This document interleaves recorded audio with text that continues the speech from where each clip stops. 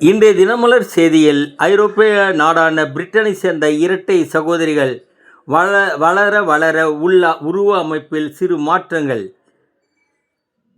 இதனால் பெற்றோர்கள் குழப்பம். முடிவில் DNA பரிசோதனையில் தந்தை இருவர் என கண்டுபிடிக்கப்பட்டுள்ளது. மருத்துவமனையில் பொதுவாக ஒரு பெண்ணின் கருப்பையில் ஒரு மாதத்திற்கு ஒரு முட்டை மட்டுமே உற்பத்தியாகும். அரிதான சில சமயங்களில் 2 கருமுட்டைகள் உருவாகலாம். அந்த பெண் குறுகிய கால இடைவெளியில் இருவேறு ஆண்களுடன் உடலுறவு கொள்ளும் பட்சத்தில் அந்த 2 கருமுட்டைகளும் தனித்தனியாக கருவுற வாய்ப்புள்ளது.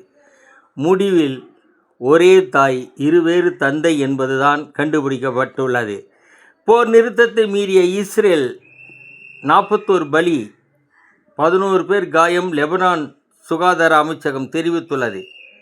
புதுச்சேரியில் மீண்டும் தேசிய ஜனநாயக கூட்டணி ஆட்சி, 5ஆம் முறையாக முதல்வராகிறார் ரங்கசாமி. மணவெளி தொகுதியில் விசில் வேட்பாளர் ராமு வெற்றி பெற்றுள்ளார். காஞ்சி மாவட்ட தொகுதிகளை மொத்தமாக சுருட்டியது தமிழக வெற்றி கழகம். அமலாக்கத்துறைக்கு ஏன் நோட்டீஸ் அனுப்பவில்லை? பதிவாளரின் மீது சுப்ரீம் கோர்ட் தலைமை நீதிபதி பாய்ச்சல்.